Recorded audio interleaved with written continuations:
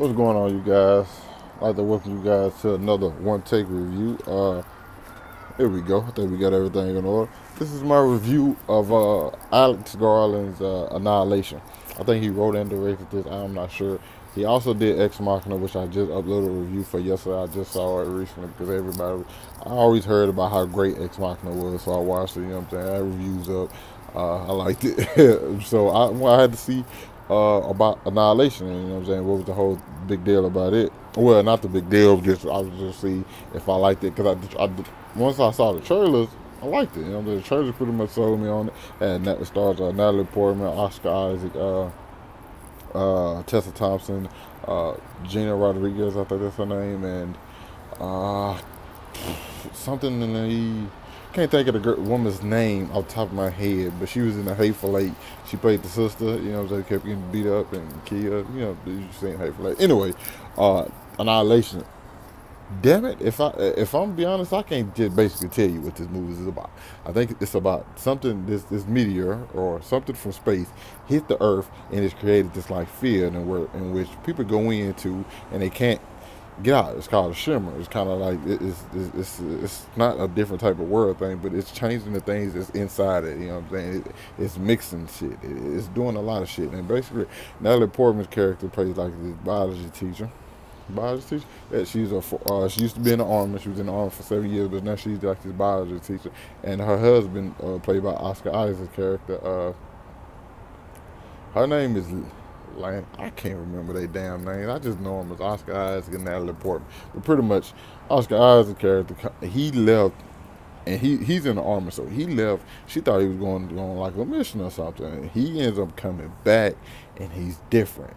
She's been in like seclusion for the past like 12 months, but that's how long he been gone, because she think like maybe he was killed or something like that. So she's pretty much like escaped from the world. She doesn't know what's going on anymore. She's very, very sad at this point. So he ends up coming back one day.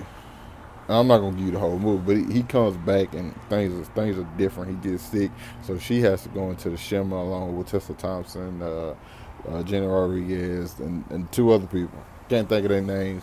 I really enjoyed them though, because I kind of felt like I was feeling for all the characters, but in this movie it kind of tell you like what happens in this movie. It kind of I hate when movies spoil stuff for me, or kind of like take the suspense out for me. That's one issue I have. I would have to say is that it tells me something about these four women that I really didn't want to know until I watched the movie. You know what I'm saying? So the movie takes place with. Okay, I don't want to spoil. I don't want to spoil that for you either. But either way it goes, these four women go into what is called a shimmer, and they're looking for certain stuff and see what's the cause, how can stop. Because people been going in this thing. This thing been here for 3 years. People been going in. Nobody ever comes out, except for Oscar Isaac. So we wondering like, yo, what exactly happened? What's going on with him? Why is he here now? You know what I'm saying? How did he get out? It's a lot of different questions they're asking. They wonder, like, okay, how did you have contact with him? Has he been talking to you since he's been out? There's a lot of different things going on. And this movie, I'm gonna say it right. This movie, for me, is really good because you are at the edge of your seats the entire movie. You are completely invested into what's going on. Shit's popping out. You don't know. You don't know what the fuck is going on. And it's crazy for me to say I like a movie a whole bunch when, in all honesty, I don't know what the fuck was going on. You kind of get an idea of what was happening, but in all actuality, it's gonna be kind of one of those things like, oh, people, this person say this, that person say that. Nobody really just motherfucking knows what the hell is going on. The ending kind of confusing. Now for me, I didn't really like the ending of Ex Machina.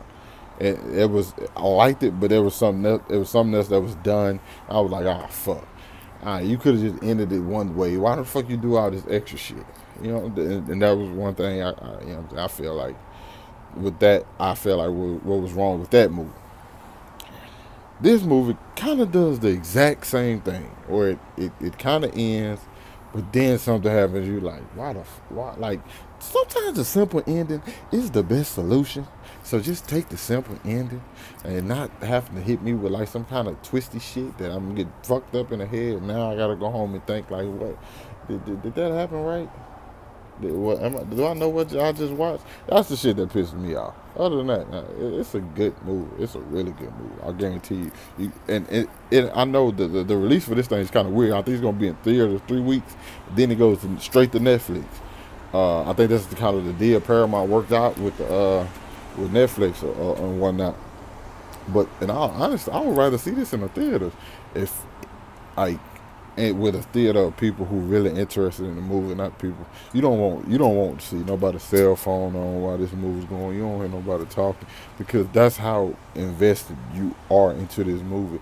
I went in and it was a perfect one of the best audiences I've had movie experience watched because I didn't see nobody phone and everybody was just it's like very eerie scenes where it's just completely no sound, no score, no nothing. It's just things are just happening, and at the theater was completely quiet.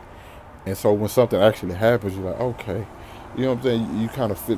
There was one point where I just really tensed the fuck up. I can't remember exactly what scene it was, but I tensed the fuck up because that's how good and how powerful the scene was. So yeah, I definitely recommend you guys go check out Annihilation. If I'm scoring it, gotta give it a silver medal. You know what I'm saying?